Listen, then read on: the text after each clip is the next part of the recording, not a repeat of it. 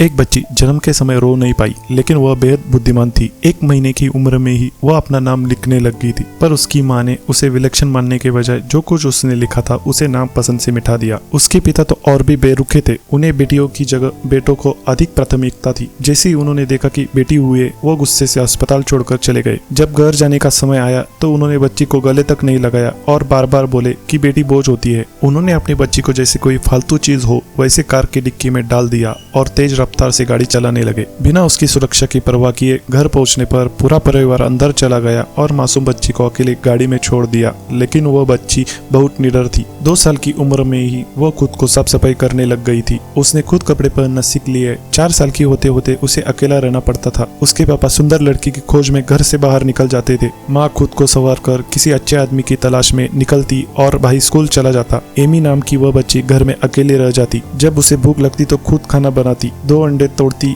थोड़ा cake mix डालती और वफल्स तैयार कर लेती। खुद का बनाया खाना खाना और मनपसंद पत्रिका पढ़ना उसका सुखद पल था। जल्द ही घर की सारी पत्रिका खत्म हो गई।